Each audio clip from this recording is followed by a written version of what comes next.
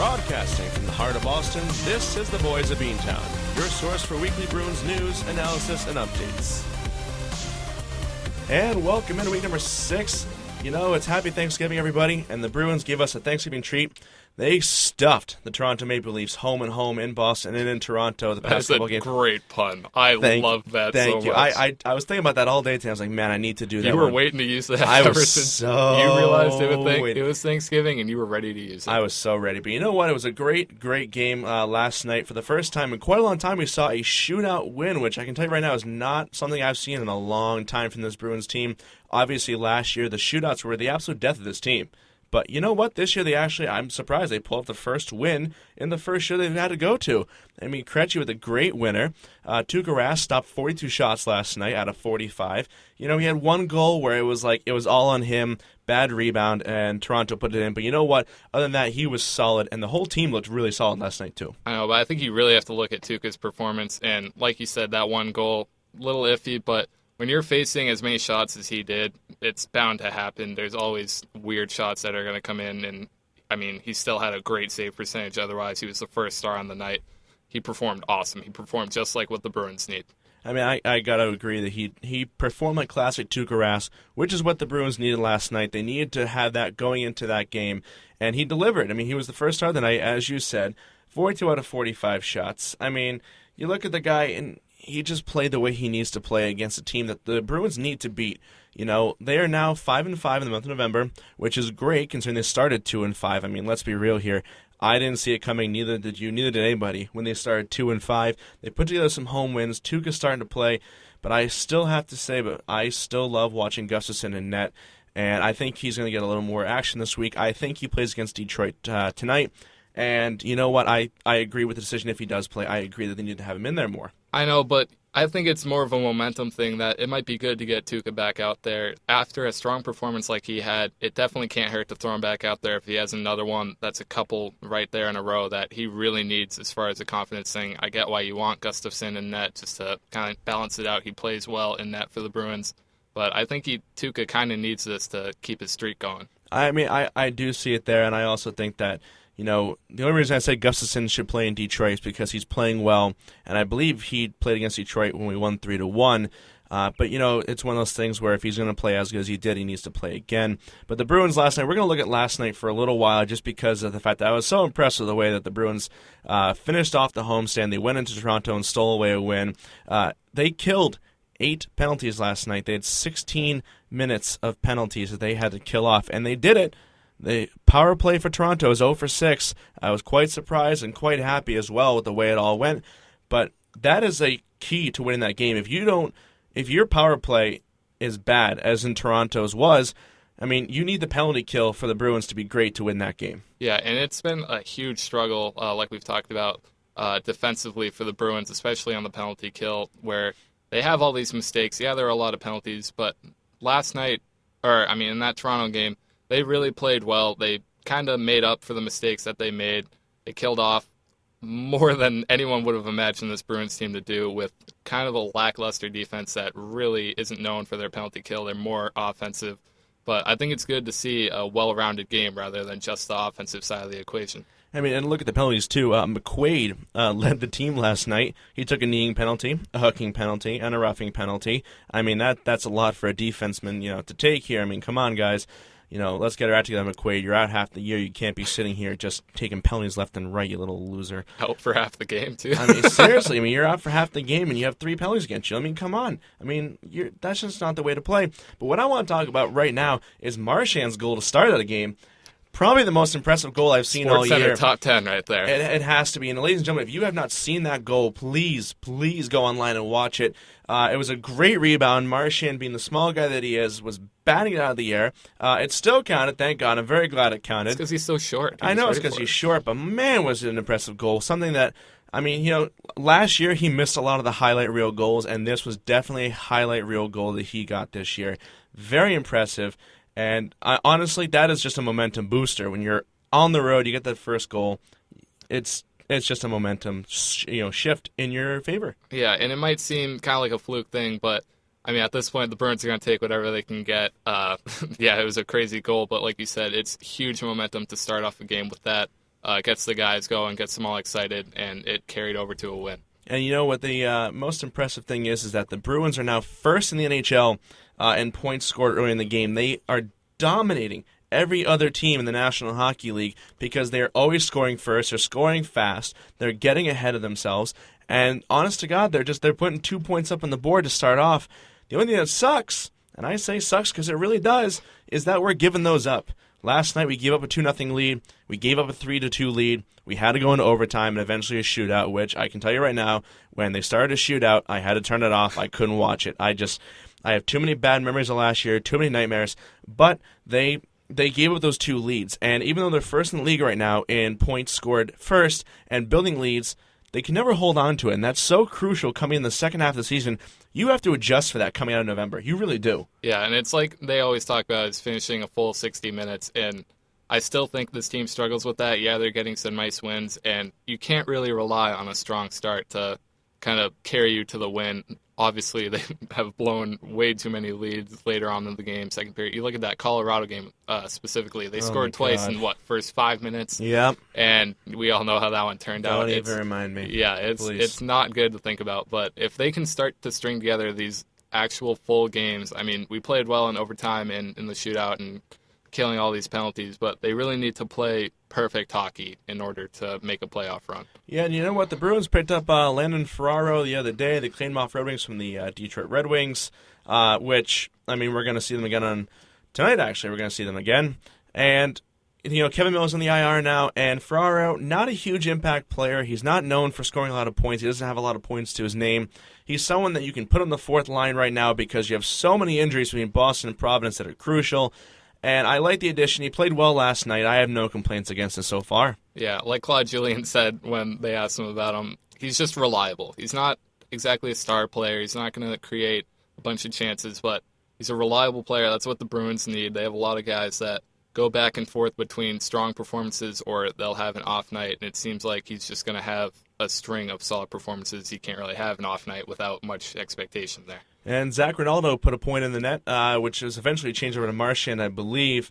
But I think they actually gave it back to Ronaldo at the end of the game. During the second period, they swapped the goal to Marchand, but they gave it back to Ronaldo, which is great. It's his first point as a Boston Bruin. He had a really funny quote last night, and it was really good to get that kind of monkey off my back and get the first one out of the way so I can concentrate on getting the next one.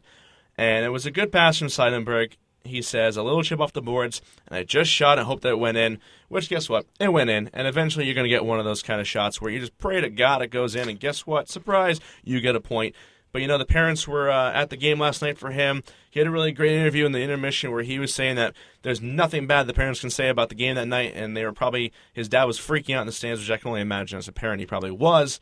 But it was nice that he can get that out of the way, because I do agree that there are guys in this team where you have to get them some points just so they can stop worrying about getting those first few points and just focus on the game ahead. You got to realize there are a lot of people on this team that monkey off the back analogy really is ringing true. I mean, look at Torrey Krug, just scored his first goal, last week or something like that of the season. And, I mean, it's one of those things that you just got to get going, and that streak will continue. Look at Tuukka, who's had back and forth kind of rough games or solid performances where now he's had that one game. He's kind of got that monkey off his back. He needs to keep that going, and it'll carry over to the rest of the team. And your veteran core stepped up last night as well. It was, and as much as we're talking about this, it was not a pretty win. It was a very ugly win in my book. But still. you got to take it. A win's a win. Okay, but you know what? It's a win. I get that. But your veteran core last night: Louis Eriksson, 23:03 of ice time; Zdeno Chara, 26:44 of ice time; Bergeron, 22:47 of ice time; Seidenberg, 23:55; Krejci, 23:12; Krug, 21:18. Your veteran core right there, everyone besides Marchand, who came in just under 20 minutes, they're all playing over 20 minutes. They're all playing at least a third of the game, which you need to have your veteran core out there for, because they're out there to lead by example for the young guys. Yeah. I mean, it's tough because you think about it that they might be holding back the younger guys as well. Yeah, it's good to go out there, set an example, play well, but it's also good. You're going to need younger guys to step up, have that ice time as well. And, I mean, there's positives and negatives to that. And you know what? And looking at it as well, I mean, you need contributions from your whole team. Only 3 Bruins players did not have a shot on net: McQuaid, Talbot, and Ferraro. I mean, Ferraro, yeah, okay. Talby just got called up. He only played 7 minutes. Ferraro played 8. And then McQuaid, who played 15 minutes of ice time, didn't get a shot on net because he was either A, hurt, or B, in the penalty box. Recovering from his time in the penalty box. Pick one. You can pick your poison here. But you're getting that variety of shots from the entire team, which is really, really nice. And you really, really need it. And if they can get more of that, and we saw it during the homestand, the end of the homestand, you have more guys contributing. But if you get more guys that are taking shots on net, that's how you're going to win games. Yeah, it's creating chances. If you got different guys taking different shots, they're all going to bounce off the goalie at different spots. That rhymed. I didn't mean for that to happen, but I mean, I'll take it. But you look at it that it's just creating a variety of chances. It's not the same guys shooting in the same spots and getting repetitive. It's keeping the goalie on his toes, the rest of the defense on their toes. And it's just what this Bruins team needs is a variety rather than one person sticking out. You looked at the beginning of the year, you had Krejci, who was pretty much the sole offensive kind of like power of this team. Now it's starting to spread out more. You see some defensemen coming in and performing well offensively, and that's exactly what this team needs. I mean, absolutely. And one point I'm going to make about the game against Toronto as well, the Bruins were out-hit 41-25. That's huge. I mean, we're the big bad Bruins, and we obviously didn't look like it last night, getting out-hit that much. But you had, 1, 2, 3, 4, 5, 6, 7, 8, 9, 10, 11, 12 guys in Toronto that had at least 2 hits or more, and you only had 1, 2, 3, 4, 5, 6, 7, 8, 9 on the Bruins. I mean, and, the entire Toronto lineup, 2 guys didn't have a hit. The rest of them had at least 1 and as many as 5 in that game. The whole team's contributing to the solid and gameplay, in their opinion, the way they have played against the Bruins, but they're also contributing to a very hard-hitting team.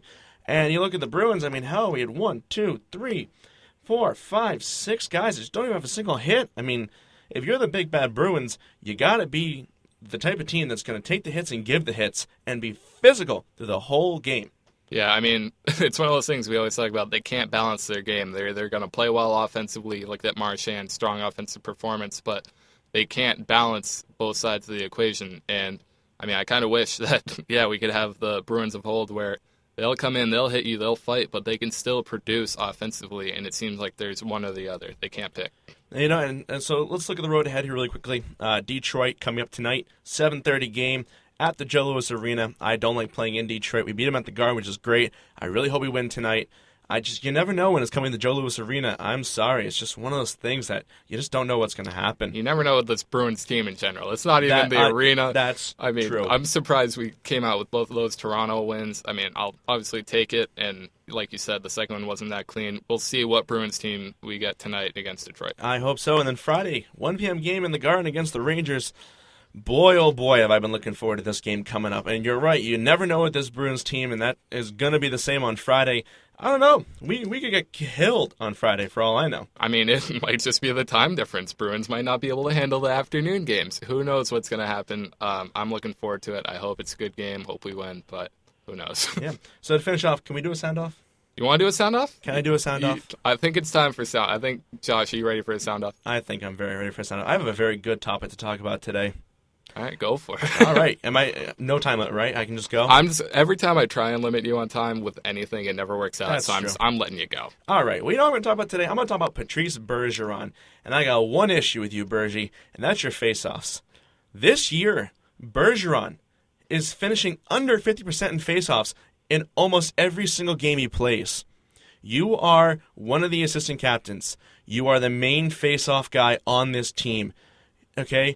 Toronto. He went 14 and 22 on faceoffs. That's 39%.